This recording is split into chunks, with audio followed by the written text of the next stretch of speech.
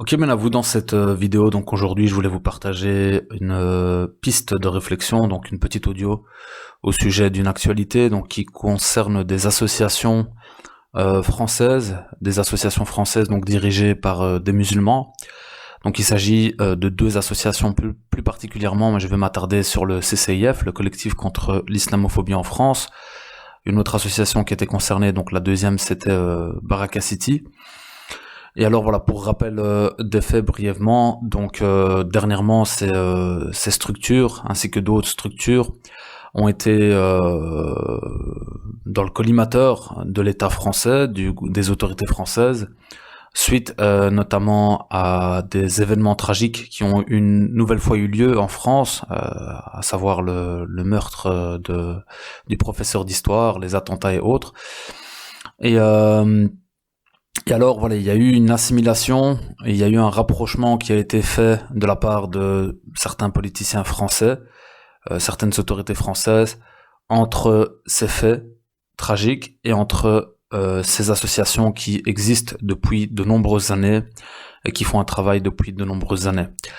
Moi, je tiens quand même à préciser tout d'abord que l'objectif de cette vidéo, parce que je sais que ce sont des sujets qui sont sensibles. Aujourd'hui, très peu de monde ose s'exprimer sur la question, ose d'une certaine manière parce qu'il y a un climat de peur qui règne, et d'une autre manière parce que la situation est déjà très difficile avec la crise sanitaire que le monde entier traverse. Et évidemment, on n'a pas envie d'ajouter à ça d'autres problèmes. Donc très peu de personnes s'expriment et on laisse passer en fait des faits qui sont relativement interpellants, et c'est ce que je veux vous partager ici, comme si de rien n'était. Alors voilà, moi personnellement, c'est pas mon état d'esprit. Évidemment, je ne cherche pas, je n'appelle jamais de toute façon à la polémique ou au conflit inutile, pas du tout. Mon objectif en tant que blogueur est de partager voilà une réflexion et de construire ensemble autour de ces sujets. Que vous soyez musulman ou pas de confession, là n'est pas l'importance, parce qu'ici vous allez voir que il s'agit d'un événement qui touche finalement pour moi le monde entier, enfin surtout la France certes, mais ici en tout cas la procédure donc devrait interpeller le citoyen français lambda. Donc voilà, mon objectif c'est vraiment de vous partager mon interpellation. Donc j'ai plusieurs questions que je me pose et où j'aimerais qu'on réfléchisse ensemble. Comme je l'ai dit, donc voilà, je suis blogueur, je suis investi et intéressé par le milieu associatif, le milieu des entreprises. Donc c'est clairement, ici on parle de deux associations auxquelles, qu'on a dissous et auxquelles à mon sens, on bafoue les droits fondamentaux. Mon objectif également est de tenter d'obtenir donc des éléments de réponse clairs, des sources pertinentes.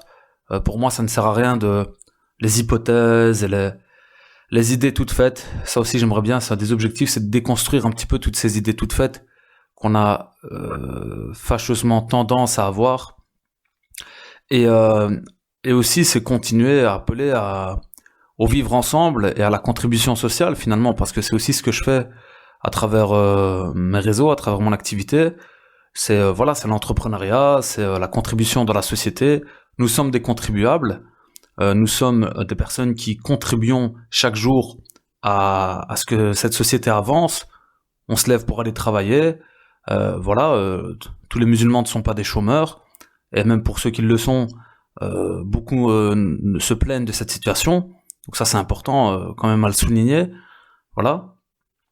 Et c'est un petit peu essayer aussi de rompre cette fissure sociale qui est en train de se créer, de s'approfondir, surtout dans ce moment spécifique, parce que les gens ne sont plus aussi clairvoyants qu'ils pouvaient l'être auparavant. Pourquoi ? Parce qu'aujourd'hui, il y a d'autres enjeux qui sont rentrés en compte dans la société avec la crise sanitaire. Il y a la perte d'emploi, il y a les contraintes financières, donc les dettes, etc. Un climat vraiment très tendu, très éprouvant pour tout le monde, ce qui fait que certainement beaucoup de monde ne réfléchissent plus de la même manière. Et je pense qu'on doit rester en phase avec nos principes, nos valeurs, et qu'on ne doit pas perdre pied parce qu'on est éprouvés aujourd'hui avec la crise sanitaire. On doit essayer de rester clairvoyant et lucide. Alors, ce que je tiens aussi à préciser, c'est que je n'ai pas tous les éléments de réponse concernant ces dossiers, concernant ces faits. Je les vis comme spectateur, d'une certaine manière, donc je n'ai qu'un avis externe sur la question. Je ne me suis pas du tout penché sur leur dossier. Qu'est-ce qui fait qu'aujourd'hui, ces associations se sont retrouvées dans le collimateur? J'ai quelques pistes, bien entendu, par rapport à ce que j'ai pu suivre sur les réseaux sociaux, mais il est clair que, voilà, ici, je suppose qu'il y a une procédure qui est en cours, et on espère que la justice française traitera ce cas juste avec justice et que justice sera faite. Ça, c'est ce qu'on espère. Alors, je ne suis pas français, je tiens à le préciser quand même, donc je n'habite pas en France, je ne suis pas de nationalité française. Je ne connais pas personnellement les dirigeants et la politique de ces associations.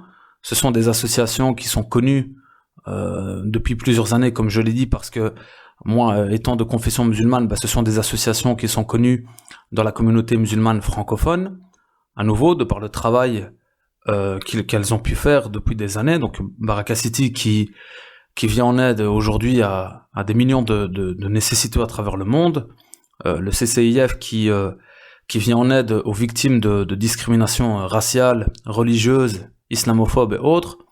Donc aujourd'hui, voilà, c'est comme ça qu'on connaît ces associations. Ça, c'est important aussi de le dire.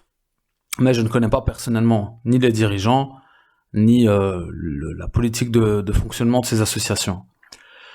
Maintenant, ici, je parle, certes, je suis musulman, donc évidemment, ça m'interpelle. Mais pour moi, cette actualité ne concerne pas que les musulmans. Cette actualité ne concerne pas que les acteurs engagés dans le milieu des associations, que les entrepreneurs, que les personnes donc de confession musulmane, que les Français. Non, pour moi aujourd'hui, c'est une actualité certes qui se déroule en France, donc on laisse entre guillemets la France traiter ce dossier comme elle doit le traiter. Mais aujourd'hui, le monde est connecté. Et je pense qu'il est important d'être interpellé et de chercher un petit peu à voir ce qui se passe concrètement, parce que ça semble quand même assez impressionnant ce qui est en train de se passer au niveau des droits des associations. Alors moi, les points d'interpellation que je voulais vous partager, c'est les suivants. Pour rappel, l'objectif n'est pas de rentrer dans des polémiques ou d'avoir des discours haineux, comme j'ai déjà pu avoir quelques commentaires parce que j'avais fait une première vidéo pour présenter les associations telles qu'on les connaît. Le but ici, je vous demanderai pour les personnes qui écoutent ça et qui sont bien éduquées et qui sont intelligentes et qui font preuve d'une certaine sagesse, c'est de discuter, mais de manière correcte et de manière respectueuse. D'accord ? Donc ça sert à rien de rentrer dans des délires, parce qu'il y a clairement des gens qui délirent aujourd'hui au sujet de ces associations, au sujet des musulmans de manière plus générale, et vice-versa. Donc aujourd'hui, pour moi, il est de déconstruire un petit peu tous ces préjugés, cette stigmatisation, ces idées toutes faites qu'on peut avoir, et d'essayer de ramener vers une réflexion plus respectueuse et plus correcte. Alors ma première question, c'est sur base de quoi, concrètement, ces associations ont été dissoutes? Alors, Baraka City a été dissous, d'accord. Le CCIF s'est autodissous, donc l'a précisé donc il y a quelques jours. Pourquoi? Pour le moment, on ne le sait pas. Voilà, il y a certainement une raison valable derrière, mais au final, quoi qu'il en soit, ces deux structures aujourd'hui n'existent plus juridiquement en France. Mais concrètement, quand on voit en tout cas ce qui leur est reproché, personnellement, moi ça m'interpelle. On a pu voir donc des réactions en plus de ça via des tweets sur Twitter de certains représentants français, et pas n'importe qui. Et qu'est-ce qu'on leur reproche concrètement? On leur reproche donc apparemment d'avoir été financés par des terroristes, donc des donateurs qui ont commis des actes criminels. On leur reproche qu'il y ait des commentaires haineux sur leur réseau. Mais en soi, comme le CCIF l'a rétorqué, de ce que j'ai pu voir, on ne contrôle pas qui veut faire une donation à une association et on ne contrôle pas tous les commentaires sur les réseaux sociaux et autres. Ça, à première vue. Après, à nouveau, je ne connais pas cet élément du dossier en détail, mais ici, à première vue, c'est déjà interpellant qu'on puisse juger des structures qui ont une existence donc juridique, qui ont des droits en tant qu'association et des devoirs certes, mais qu'on puisse les dissoudre si facilement sur base de commentaires sur des réseaux sociaux ou sur base de donateurs au final qu'on ne peut pas vraiment savoir qui ils sont. Parce qu'il y a certes des mauvaises personnes qui donnent, mais il y a des mauvaises personnes qui donnent dans d'autres structures qui ne sont pas pour autant jugées de la sorte. Donc ça c'est ma première question, sur base de quoi concrètement est-ce qu'on a dissous ou est-ce qu'on a poussé à dissoudre ces associations? Ma deuxième question, c'est certainement celle qui m'interpelle le plus, c'est qu'en est-il des droits fondamentaux et précieux des associations, des entreprises et des citoyens de manière plus globale en France? On est en train de voir une série de manifestations, encore récemment concernant les bavures policières et autres, concernant le droit de filmer les policiers au travail. Qu'en est-il de ces droits? C'est interpellant. Qu'en est-il des droits donc des associations quand on voit que on peut dissoudre si facilement une association qui théoriquement respecte ses devoirs et est en droit? Parce que quand on a une association comme le CCIF qui est composée de personnes qui connaissent le droit, qui sont formées dans le droit et qui défendent les droits, ça serait quand même assez aberrant de se dire que ces associations ne respectent pas le droit français, la législation française. Donc comment est-ce qu'aujourd'hui on peut en arriver là et menacer de dissoudre une association, une structure qui, à première vue, respecte ses devoirs juridiques? Et du coup, qu'en est-il des droits fondamentaux et précieux, comme je le répète, parce qu'il y a des gens qui se sont battus pour avoir ces droits, de ces structures, des associations, des entreprises? Une autre interpellation, les autorités compétentes, nos politiciens, nos représentants, est-ce qu'ils peuvent se comporter comme des internautes lambda quand on voit certains tweets, quand on voit certaines manières de communiquer, quand on voit certaines manières de réfléchir et certaines manières de délirer, disons-le, quand on entend des choses sur le grand remplacement et toutes ces histoires-là? Aujourd'hui, qu'il y ait des internautes ou des gens qui délirent avec la conspiration et avec tout ce qui s'ensuit, entre guillemets, ça fait partie des dérives d'Internet, etc. Mais on attend quand même de nos représentants qu'ils aient un niveau supérieur à ces personnes qui réagissent de la sorte. Donc aujourd'hui, moi, c'est une question. Je n'accuse personne, mais je pose la question, est-ce qu'on peut aujourd'hui, est-ce que les autorités compétentes qui nous représentent peuvent réagir de la même manière que des internautes lambda? Est-ce qu'on peut également continuer ces préjugés, ces idées toutes faites, ces amalgames? Aujourd'hui, quand il y a un acte terroriste qui est commis, quand il y a un meurtre qui est commis, quand il y a une dinguerie qui est commise, est-ce qu'on peut continuer à faire toutes ces amalgames et à vouloir mettre, à cause d'une infime minorité de gens, de vouloir mettre une communauté entière dans le même sac? Ou alors pousser cette communauté à devoir se justifier de ce que quelques individus, quelques électrons libres, complètement psychopathes, font.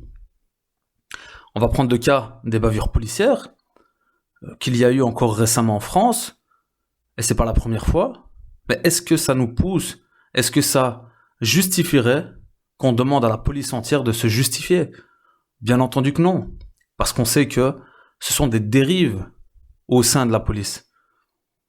Mais on peut pas accepter et dire que parce qu'il y a eu quelques policiers qui se sont mal comportés, que tous les policiers devraient se désolidariser. Il faut rester raisonnable. On sait que ce sont des dérives. Et les dérives existent chez l'homme de manière générale, toute religion confondue, toute idéologie confondue, même si la personne n'est pas dans une religion, ça existe partout. Ça fait partie de l'homme de manière générale. L'extrémisme et la dérive. Donc aujourd'hui, est-ce qu'on peut continuer à alimenter ces amalgames? Et quand je dis on, c'est nous déjà en tant qu'individus, mais également, et encore plus, les médias et les représentants idéologiques. Est-ce qu'on doit continuer à réagir à chaud, que ce soit les musulmans dans ce cas de figure, parce que si ça concerne clairement donc les citoyens de confession musulmane en France, mais aussi les citoyens de manière plus générale, est-ce qu'on doit continuer à réagir à chaud? Comment doit-on réagir? Bien entendu, toujours intelligemment et en respect donc de la législation en vigueur. Comment est-ce qu'on doit continuer à réagir? Est-ce qu'on doit continuer à alimenter ces polémiques et ces débats enflammés qui ont certainement d'autres intérêts que l'intérêt idéologique, qui ont d'autres intérêts, quand on s'attaque des fois à ces associations, à des associations ou à des communautés bien spécifiques, ça n'est pas toujours par problème idéologique, ou c'est des fois plutôt par, et bien trop souvent d'ailleurs, par intérêt, voilà, de récupération politique. Alors comment se projeter dans l'avenir dans un tel climat lorsqu'on est citoyen français, lorsqu'on est citoyen français de confession musulmane, lorsqu'on est acteur associatif, bon ici en France, heureusement que ça touche pas d'autres pays, mais en tout cas en France, comment est-ce qu'on peut vouloir contribuer au développement de cette société dans laquelle on vit quand on est victime d'injustice, si injustice il y a dans ce dossier? Comment est-ce qu'on peut, quand on est humilié publiquement, traiter de la sorte publiquement, comment est-ce qu'on peut souhaiter et être ambitieux et vouloir apporter sa contribution donc dans le développement de la société dans laquelle on vit? À quoi est-ce qu'on nous pousse finalement quand on traite quelqu'un de la sorte, quand on traite un individu pour son appartenance religieuse ou autre? À quoi est-ce qu'on pousse finalement l'individu quand on agit de la sorte, et qu'on voit en plus de ça que ce sont des personnes qui sont quand même relativement qualifiées, investies, impliquées, qui travaillent et qui veulent un changement positif dans la société. Donc voilà, comment est-ce que aujourd'hui le jeune français de confession musulmane ou le jeune français de manière plus générale peut se projeter dans la société et de se dire voilà, plus tard je ferai ceci, plus tard je créerai une association, plus tard je viendrai en aide aux pauvres, plus tard ceci, plus tard cela. Comment est-ce qu'on peut se projeter dans un tel climat injuste et tendu? Est-ce qu'il n'est pas justement du devoir des représentants politiques d'apaiser la situation, de la calmer et de tenter de régler les choses de manière sereine et de manière plus correcte que ce qui est en train de se passer à première vue à l'heure actuelle. Donc voilà, c'était juste une petite réflexion, j'espère qu'elle n'a pas été trop longue, à nouveau qui a pour but déjà de relayer l'information par rapport à cette actualité, comme je le fais sur ma chaîne, et également de partager ensemble autour du sujet, et essayer donc d'avoir des éléments de réponse et de sortir avec des pistes concrètes et correctes. Je rappelle que la haine n'a pas sa place ici, que les propos haineux, les injures, les amalgames, les idées toutes faites et autres n'ont pas leur place ici. J'ai reçu des commentaires de la sorte sur ma chaîne récemment, comme je l'ai dit. Commentaires que je ne me permettrai jamais, bien entendu, de mettre. Mais bien entendu que si je mettrais ce type de commentaires, si je mettais ce type de commentaires, je pense que je n'aurais pas le même traitement que les personnes qui mettent ces commentaires sur ma chaîne, certainement de par mon faciès. Mais voilà, en tout cas là n'est pas le but. Et c'est un appel aux personnes douées d'intelligence qui réfléchissent et qui veulent communiquer et échanger dans le respect. Donc voilà, faites attention à vous et je vous dis à très bientôt.